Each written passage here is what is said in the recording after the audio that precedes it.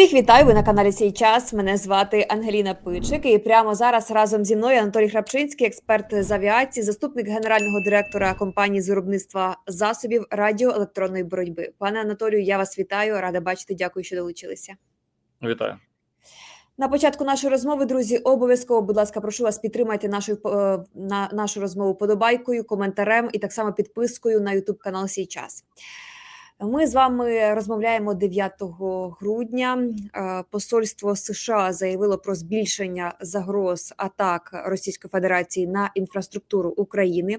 У зв'язку з цим громадян США закликали стежити за сповіщеннями українського уряду щодо повітряних атак. Востаннє було таке попередження, коли Російська Федерація ударила по Україні Орєшніком. Цього разу що може бути, пане Анатолію, знову Орєшнік? Ну, знов-таки, давайте почнемо з того, що, в принципі, Сполучені Штати сповіщали своїх громадян в Україні навіть перед масованими обстрілами, зазначала про це. Тому, безумовно, зрозуміло, що у Росії є накопичена зброя, і може бути там по термінах, по прогнозах деяких експертів, як кажуть, вже вони накопичили для того, щоб робити такий масований обстріл. Знову-таки, треба зрозуміти, що ми знаходимося у фазі активної війни з Російською Федерацією. Російська Федерація щодня обстрілює Україну, починаючи від ударних дронів типу «Шахет» і закінчуючи прифронтову прикордонну зону. Ми бачимо, як активно вони використовують керовані бомби, крилаті ракети малої середньої дальності, балістичні ракети. Тому, на мою думку, тут треба зрозуміти, що коли ми кажемо, що от буде масований обстріл, треба зрозуміти, що в принципі східні області держави, прикордонні області держави знаходяться в постійному обстрілі. Тому треба зрозуміти, що в будь-якому випадку треба бути готовим до можливого швидкого там різкого загострення і спроби Росії обстріляти саме енергетичний сектор, або також вони намагаються бити по деяким інфраструктурним об'єктам, які долучені до виробництва засобів зброї.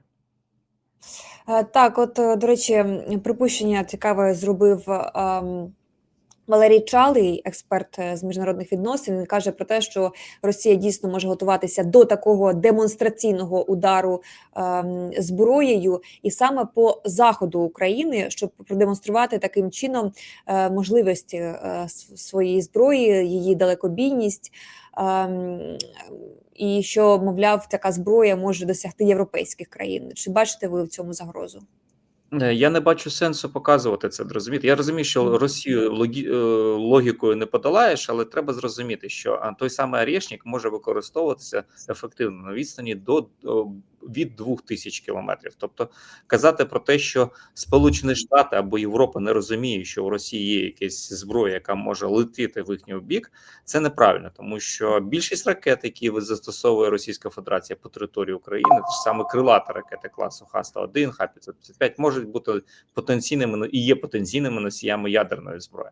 Тому спроба показати, що російські інженери отримали якийсь верх аналогів нет, ну повернемось до того ж самого кінжала, повернемось до того ж самого циркону, який вони буцімто нещодавно показали його використання, але були задіяні кадри старих зйомок. Тобто це показує про певну інженерну слабкість Російської Федерації. Безумовно, так, вона може масштабувати виробництво тієї зброї, яка була свого часу розроблена або готувалася до санкційних часів. Тобто ми кажемо про те, що у них є накопичені ресурси, у них є можливості, вони обходять санкції дуже гарно, і в цьому їм допомагають країни, такі як Іран, Китай, Індія, той самий Казахстан, тобто країни колишнього Радянського Союзу.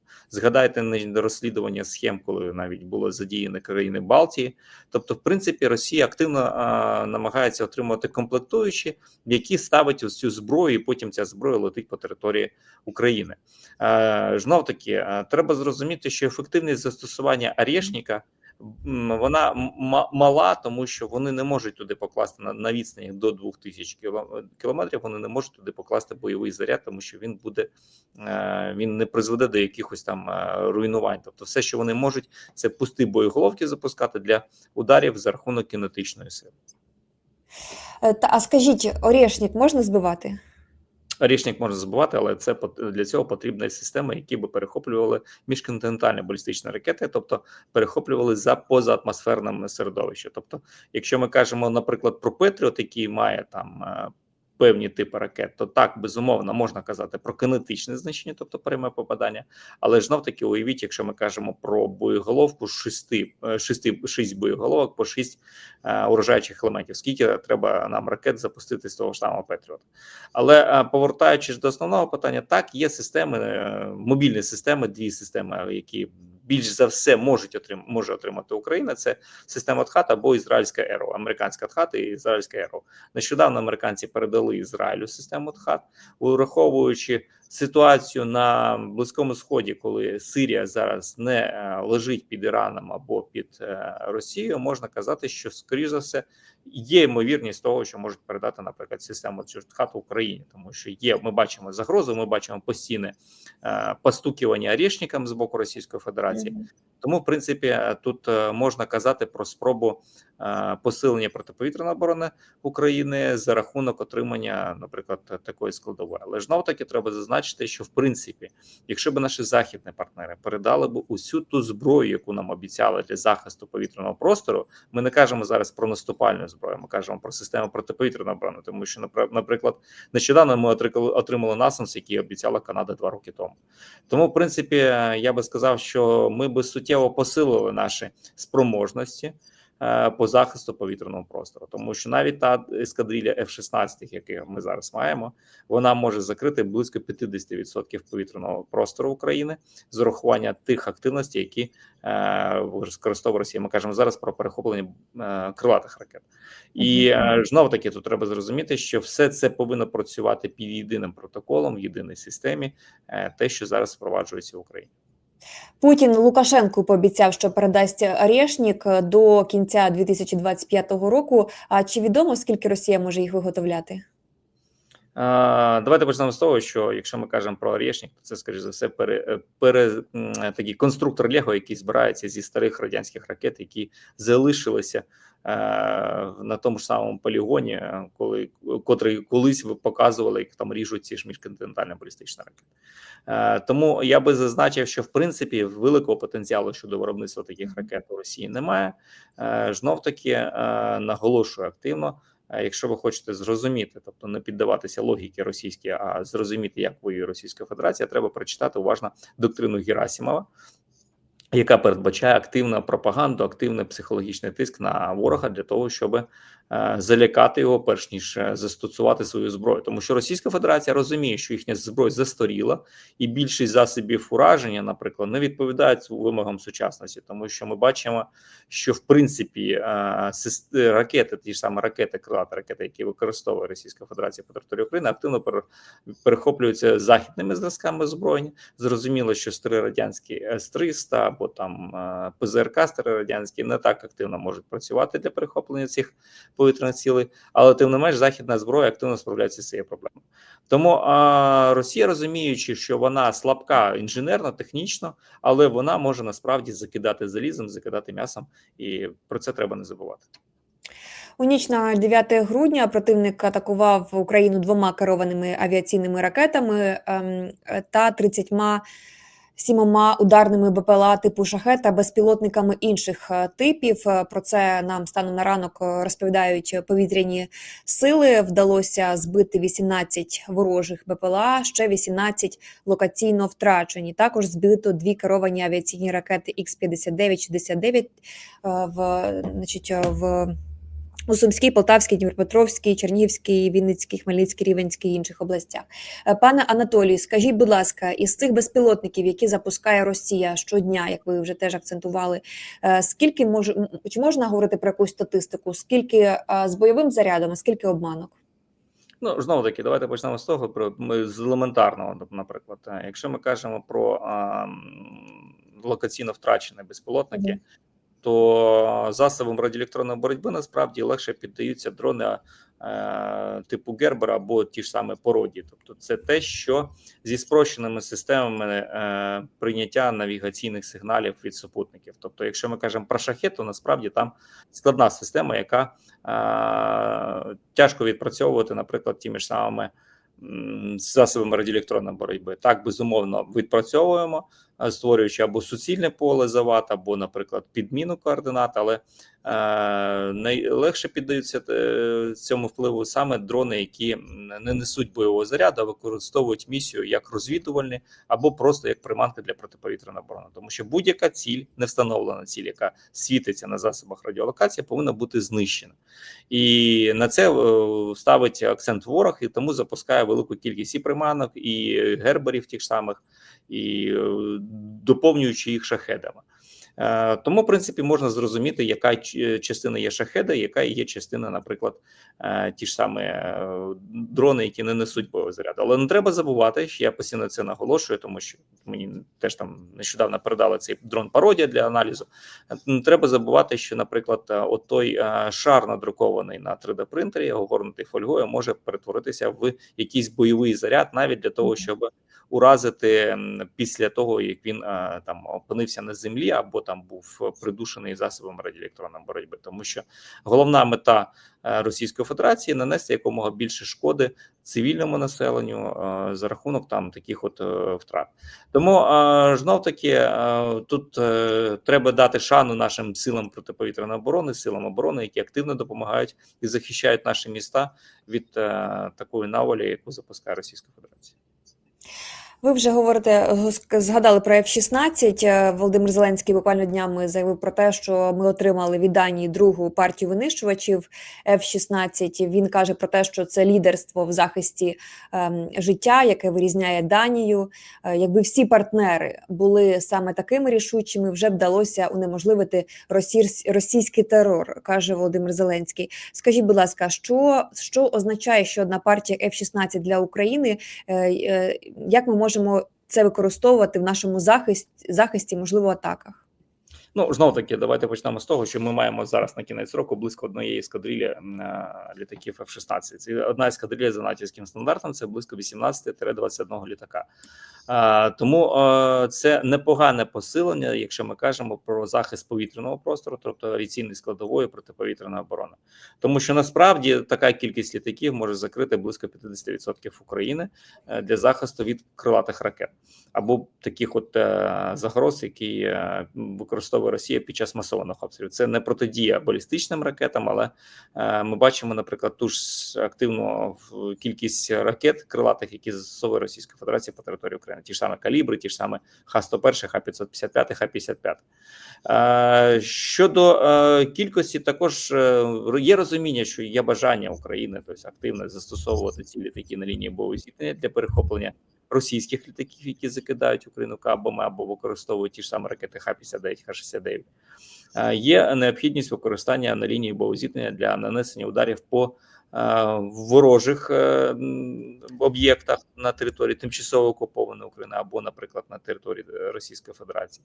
Але, безумовно, це буде з часом, тому що треба зрозуміти, що для того, щоб можна було активно працювати по території окупованої України або по території Російської Федерації, треба мати більше розвідувальних даних, треба мати в реальному часі можливість отримувати інформацію, де що знаходиться на цій ділянці території. Це можна буде за рахунок літаків СААБ дальнього радіолокаційного виявлення, які дозволять нам, наприклад, зазирнути на 600 кілометрів вглиб території Російської Федерації, зрозуміти, де працюють засоби радіоелектронної боротьби, де працюють засоби протиповітряної оборони, тому що ті ж самі засоби радіоелектронної боротьби можуть намагатися осліпити, наприклад, засоби радіолокації літака або створювати імітацію пуску по літаку ракети, що унеможливить виконання певних бойових задач. Тому, в принципі, тут слушно було би сказати, що треба дочекатися, тим паче, що ми маємо, в принципі, непогані перспективи щодо авіаційної складової, тому що очікуємо в наступному році, на початку наступного року, додаткову партію літаків «Міраж», а це суттєве посилення можливості щодо далекобійних ракет використання. Також треба не забувати, що буде надана, є вже точніше надані комплектуючі зіпи для 14 літаків Гріпен. Тобто, в принципі, треба зрозуміти, що, скоріш за все, питання щодо передачі таких літаків вирішено. Питання в часі, коли ми їх отримаємо. Знов таки повернемось до нещодавньої заяви з боку Сполучених Штатів Салівана, радника стосовно кількості пілотів, які вони буцімто готові підготувати, але Україна не надає. Давайте згадаємо той час, коли Сполучені Штати активно наголошували, що вони не встигають підготовити українських пілотів. Тобто, в принципі, це здебільшого інформаційний такий інформаційна гра, знов-таки для того, щоб не було глобального розуміння, що відбувається і яка кількість пілотів буде підготовлена для України. Але знов-таки з огляду на ті факти, що там, наприклад, передана певна кількість комплектуючих для Гріпенів, йде інформація про передачу міражів, причому ж немає питання щодо чи навчаються пілоти на Гріпени, чи навчаються пілоти на міражі. Тобто все це іде в реальному часі згідно узгодженого сценарію. Треба зрозуміти, що повітряні сили переходять на новий тип, час переходу на новий тип західних винищувачів розрахований на 2 роки. І тут іде навчання не тільки досвідчених пілотів, а йде навчання курсантів, тобто з нуля, коли вони проходять теорію, проходять практику на легкомоторних літаках, потім вже пересідають на реактивні літаки і так далі. Угу. До речі, Анатолій, вийшов матеріал в The Wall Street Journal. Вони підсумували осінь і говорять про те, що Росія запустила по Україні 4 рази більше ракет та дронів цієї осені, чим за попередні 3 місяці. Так? І що кажуть? Кажуть про те, що 92% всіх випущених цілей за останні 3 місяці були безпілотниками і фальшивками, ну, тобто приманками, так, про які ми з вами говоримо. І також вони кажуть про те, що таку кількість дронів Росії дозволяє запускати і виробляти завод у Татарстані. За оцінкою джерела, з яким поспілкувалося видання, Росія може виробляти 1200 аналогів іранських шахед в місяць. Десь так? Ну, з урахування, скільки вони використовують, близько 3-4 тисяч в місяць дронів по території України, з урахуванням дронів обманок, там дронів Гербер, то безумовно це близько дорівнює правди. Але ж таки повернемось до основного питання. Ми бачимо деякі зміни в технічних частинах тих самих шахедів, тому що якщо ми кажемо, наприклад, про двигуни, то там була деяка зміна, яка дещо погіршує їхні характеристики. Але при цьому вони активно намагаються змінювати електронну складову для того, щоб вони були більш стійкі до засобів радіоелектронної боротьби. Навіть є блок, який там вимикає усі там системи, якщо по цьому шахеду працюють засобами радіоелектронної боротьби. Тому, в принципі, безумовно, але треба зрозуміти, що не єдина Лабуга є виробником цих дронів, тому що велика кількість комплектуючих виробляється на інших заводах. Ті ж саме антени Комета збираються на інших заводах.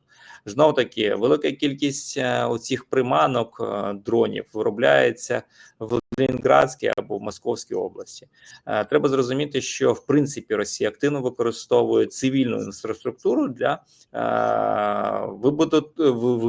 виготовлення цих дронів. Давайте згадаємо, що пасажиропотік в Росії суттєво зменшився, і вони можуть їх збирати, наприклад, на тих же самих терміналах аеропортів. І це є правдою, тому що ми бачимо, куди прилітають іранські літаки з комплектуючими.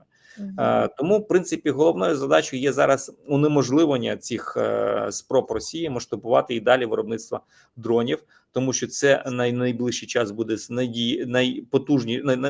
найчастіше використовуємо зброя Російської Федерації, тому що ми бачимо певну проблематику з крилатими ракетами. Останні масовані обстріли були ракети Х-101 зі старими радянськими двигунами Х-55. Також були ракети Х-55 старого з радянського зразка. Так, безумовно, вони використовували їх раніше, але тут ми кажемо про відсоток, який збільшується. Тим паче ми бачимо, що кількість літаків для того, щоб ту ж саму кількість ракет запустити, теж збільшується. Це покаже про певні проблематики в цьому питанні. Але тим не менш ми бачимо збільшення саме безпілотників. Для того, щоб унеможливити це, треба є дві компоненти. Це дотримання всіх таких санкцій, тому що і велика кількість західних компонентів знаходиться в цій зброї. Навіть в корейських балістичних ракетах теж західні компоненти. І для того, щоб унеможливити отримання цими країнами цих західних компонентів, тут вже можливо не санкції, а вже безпосередньо спецслужби повинні працювати і вишукувати шляхи постачання. І додатково треба казати про далекобійні можливості України для того, щоб знищувати такі виробничі потужності. Угу. От стосовно далекобійних можливостей, супутники зафіксували, що Росія ховає свої літаки від ударів Атакамс. Зокрема, росіяни розмістили на території аеродрому Енгельс-2 9 літаків Су-34 і 2 Су-27-30, так вказує Сінфахівець, який дослідив ці знімки. Також на кадрах, за його словами, можна помітити бомбардувальники Ту-95 і Ту-160, а також хибні цілі макети. Як ще, можливо, російська авіація реагує на можливість України бити Атакамс? Я не думаю, що це передислоковані літаки з прифронтової або прикордонної зони. Тому що давайте повернемось до того, що Росія зараз потерпає від необхідності передислокувати усю авіацію, яка знаходиться у них в Сирії. Тому, можливо, це були літаки, які могли знаходитися там. Щодо наявності Ту-95 або Ту-160 на аеродромі Енгельс, це основна база цих літаків, і тут вони споряджаються крилатими ракетами. Тут є основний склад з крилатими ракетами класу Х-101, Х-555, Х-55. Тобто в будь-якому випадку треба зрозуміти, що вони там будуть і вони там туди прилітають. Стосовно макетів там немає, там є лише намальовані літаки на бетоні, а повнорозмірні макети можуть навіть бути ті ж самі два Ту-160, які там постійно знаходяться, які вже не літаючі гарантовано. Так, прийнято. Пане Анатолій, і по Сирії там з'являються повідомлення про те, що сили сирійської опозиції зайняли портове місто Тартус та підійшли вже впритул до авіабази повітряно-космічних сил Російської Федерації. Ну і також, мовляв, російське військове командування вже нібито як готується виводити літаки та особовий склад з аеродрому. Так, скажіть, будь ласка, чи відомо нам конкретно, яка там авіація та чи може вона опинитися на фронті в Україні? Давайте почнемо з того, що в принципі Росія активно використовувала в сирійських операціях і літаки Ту-160, і Ту-95, і Ту-22М3. Але цей тип літаків знаходився там для виконання певних операцій, і вони також застосовувалися для нанесення ударів по території України. Тобто вона і раніше використовувала ці літаки і там, і тут.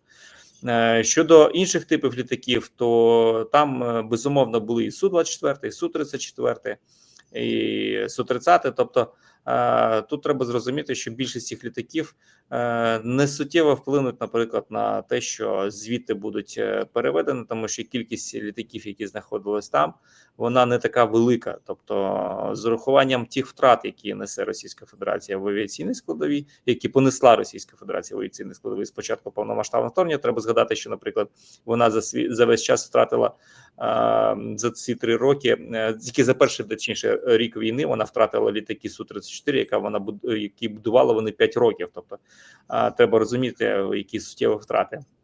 Тому це не вплине якось особливо на бойові дії в Україні. Знов-таки треба зрозуміти, що Російська Федерація розуміє, що певну кількість літаків і там є незгораємі, так би мовити, залишки, які вона мусить залишити собі для того, щоб, можливо, вона ж планує воювати там з Європою, з країнами НАТО, тому вони їм потрібні. А яка ваша оцінка втрата військових баз для Росії? Які це може нести наслідки для Російської Федерації? Це, мабуть, не лише так іміджовий момент, оскільки це ж проявило нездатність Путіна врятувати режим Асада і, власне, показало, що Путін ненадійний союзник. Тут треба зіграти в інформаційній складовій дуже активно. Це нам з вами задача. Це показати, що Росія потерпіла більш ганебне втечу з Сирії, ніж, наприклад, як вони розповідали про американців, які тікали з Афганістану. Тому тут треба зрозуміти, що в принципі Росія не спроможні вести декілька таких напрямків бойових дій. І знов-таки не треба лякатися, що якщо, наприклад, з Сирії заберуть військові бази, заберуть військових з Сирії, то це призведе до того, що вони появляться в Україні. Так, вони можуть з'явитися в Україні. Але знов-таки, повертаючись до основного питання, ми бачимо, що Росія активно заволікає, наприклад, КНДР до участі в бойових дій, тому що своїх власних ресурсів не вистачає. Так, зрозуміло, що в Росії є потреба в мобілізації особового складу, тому що те, що зараз має Російська Федерація, це військові, які йдуть як гарматне м'ясо, і в принципі Росії та інші військові не потрібні. Але тим не менш, знов таки хочу зазначити, що втрата Росії в Сирію це показує про слабкість Російської Федерації, тобто недолугість в політичних аспектах і неспроможність вести складні військові операції, тому що ми бачимо, як в Україні відбувається, тобто вони не мають все ж таки військового такого майстерності ведення бойових дій, вони використовують лише кількість, і ми бачимо ці м'ясні штурми наших позицій. Тому я би не переживав стосовно можливого посилення силами сирійськими, і більше би сконцентрував увагу на, в принципі, на ударах по території Російської Федерації нашою зброєю, тому що ми бачимо, як активно ворог модернізує свої системи захисту, тобто вони все ж таки напрацьовують захист від наших безпілотних систем. Тому зараз треба активно працювати в напрямку наших крилатих ракет, наших дронів на реактивній тязі. Чому? Тому що в цьому питанні оперативність є надважливо. От, до речі, схоже, що в цьому в нас теж є певні успіхи. Україна вперше показала власний аналог іранського шахеда. Там вже, судячи по фотографії, давали певну характеристику, вказали про те, що має електричний мотор, на відміну від двигуна шахеда. Так, і начебто, як це робить його менш далекобійний, і має меншу бойову частину. Так, що ви можете про цей дрон розповісти? Так, і для чого він в першу чергу призначений, для яких цілей? Ну, знов таки, давайте почнемо з того, якщо ми кажемо про електричний двигун, то тут зрозуміло, що ми не можемо казати про великі відстані, там 400-500 кілометрів, тобто для близької дії. Тут головна складова, треба зрозуміти, що українці побачили під час презентації Шольцу нові засоби ураження, які, в принципі, Україна давно випускає. Тому що у нас насправді є велика кількість різноманітних типів безпілотних систем. Ми давно використовуємо реактивну тягу для ударних безпілотників на близьку відстань чи на велику відстань. Тобто тут треба зрозуміти, що українські інженери і інженерки активно працюють в створенні нових ударних дронів, розвідувальних дронів, інших систем, які допомагають нашим силам оборони. Зрозуміло, що є бажання розібратися, як можна використовувати, на що можна використовувати. Але насправді, повертаючись до основного питання, треба зрозуміти, що не існує аналогу шахеда.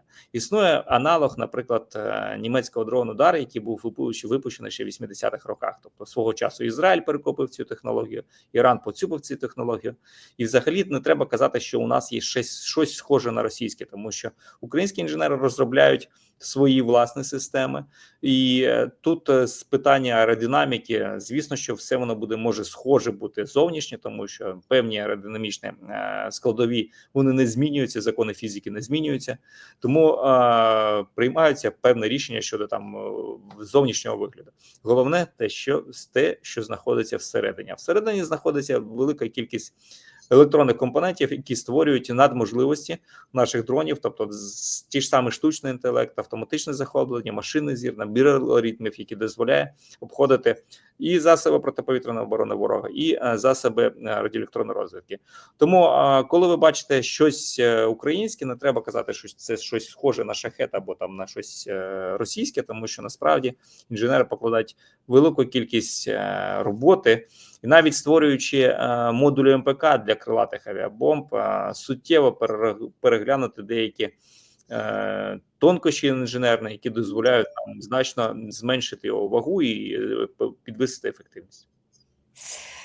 Пане Анатолій, дуже вдячна вам за цю розмову. Анатолій Храпчинський, експерт із авіації, заступник генерального директора компанії з виробництва засобів радіоелектронної боротьби. Друзі, якщо у вас є питання, будь ласка, напишіть їх під цим відео. Також поставте нам вподобайку, перевірте, чи ви з нами, чи ви підписані, щоб нічого не пропускати. Спасибі, бережіть себе.